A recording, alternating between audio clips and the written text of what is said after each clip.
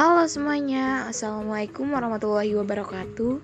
Kami dari kelompok 5 ingin mempresentasikan dan menampilkan sebuah video tentang multikulturalisme dan gender. Di sini saya akan menjelaskan tentang multikulturalisme. Multikulturalisme terbentuk dari kata multi yang berarti banyak, kultur yang berarti budaya, dan isme yang berarti aliran atau paham. Multikulturalisme dapat diartikan bahwa adanya pengakuan pada masyarakat yang tinggal membentuk komunitas dengan berbagai macam kebudayaan yang beragam di dalamnya. Secara sederhana, multikulturalisme dapat diartikan dengan adanya pengakuan masing-masing kebudayaan tanpa adanya suatu kebudayaan yang menonjolkan ataupun merendahkan kebudayaan lainnya. Multikulturalisme ini dapat terjadi pada negara maju dan juga dapat terjadi pada negara berkembang seperti Indonesia ini, karena Indonesia memiliki banyak sekali kebudayaan di dalamnya. Selain itu, multikulturalisme dapat membuat pengaruh negatif di dalamnya dan dapat menimbulkan konflik di dalamnya karena terjadinya kesenjangan pada masing-masing kebudayaan yang memiliki gaya hidup yang berbeda-beda. Misalnya saja, antara suku Batak dengan suku Jawa memiliki perbedaan dalam logat berbicara. Suku Batak berlogat bicara keras, semangat. Sedangkan pada logat suku Jawa memiliki logat lemah lembut dan sopan santun. Sehingga apabila antara suku Batak dan suku Jawa dipertemukan, ketika mereka melakukan interaksi, maka bisa saja terjadi kesalahpahaman dalam memaknai logat bicara pada masing-masing setiap kebudayaan. Selain itu, seiring berkembangnya zaman, muncullah globalisasi yang menyebabkan adanya krisis sopan santun, moral, etika, dan muncullah sikap individualis pada masing-masing kebudayaan, bahkan individu yang mementingkan dirinya sendiri. Sehingga dalam multikulturalisme ini timbullah ketegangan dan konflik. Di slide ini kita akan membahas mengenai pendidikan multikultural. Pendidikan multikultural adalah sebuah kebijakan sosial yang berdasarkan prinsip-prinsip pemeliharaan kebudayaan, serta membentuk masyarakat yang saling menghormati.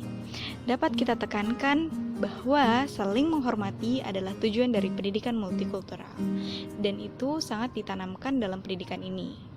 Menurut James Bank, dalam Woolfolk 2009, pendidikan multikultural ini memiliki beberapa dimensi yang saling berkaitan satu dengan yang lainnya, dan ini sangat berpengaruh terhadap aspek sosial yang terjadi di masyarakat. Untuk lebih jelasnya akan dibahas oleh slide selanjutnya. Nah, menurut James Bank, pendidikan multikultural memiliki beberapa dimensi yang saling berkaitan satu dengan yang lain. Yang pertama contohnya ada content integration, yaitu mengintegrasikan berbagai budaya dan kelompok untuk mengilustrasikan konsep dasar, generalisasi, dan teori dalam mata pelajaran atau disiplin ilmu. Yang kedua, ada the knowledge construction process, yaitu membawa siswa untuk memahami implikasi budaya ke dalam sebuah mata pelajaran.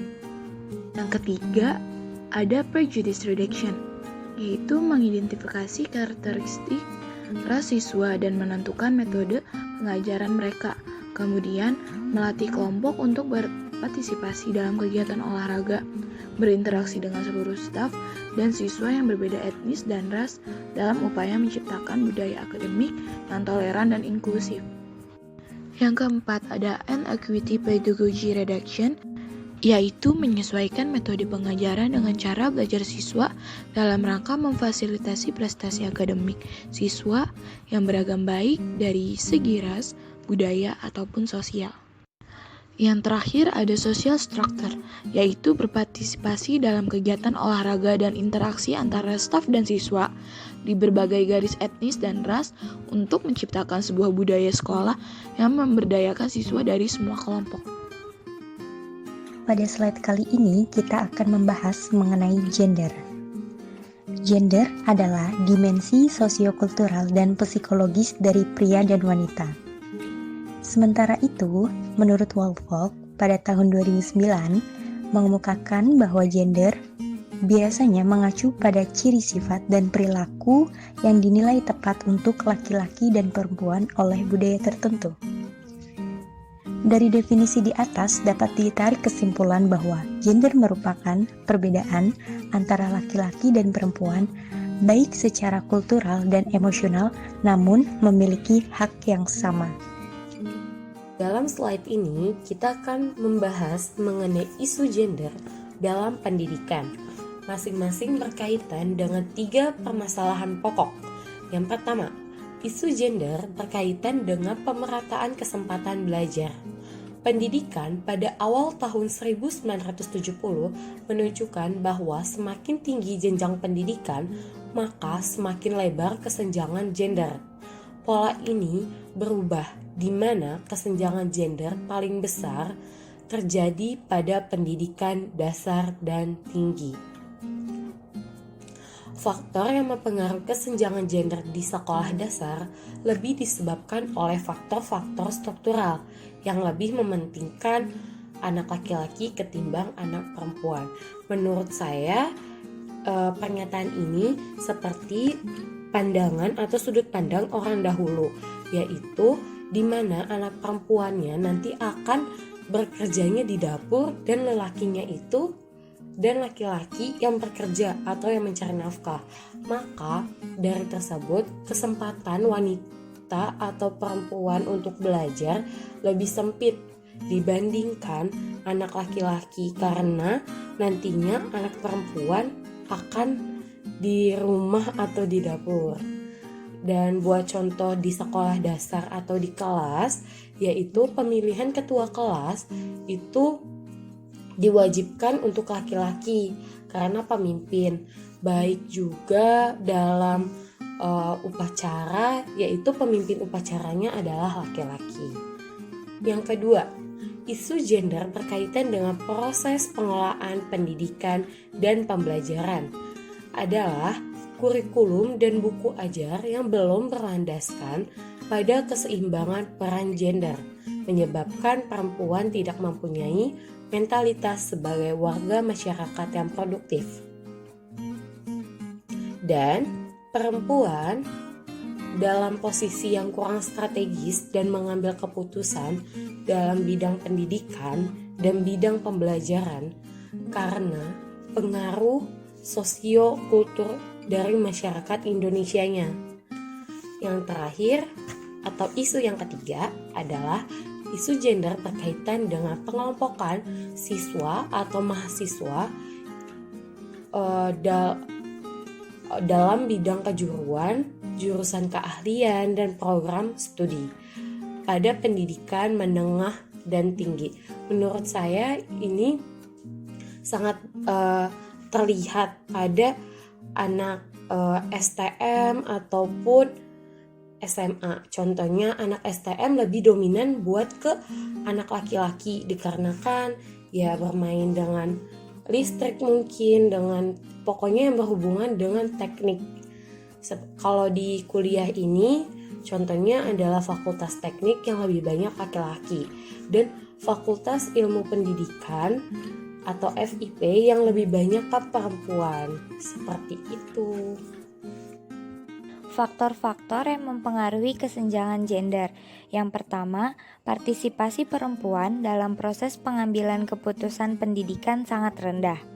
Yang kedua, laki-laki lebih dominan dalam mempengaruhi isi kurikulum, sehingga proses pembelajaran cenderung biasa.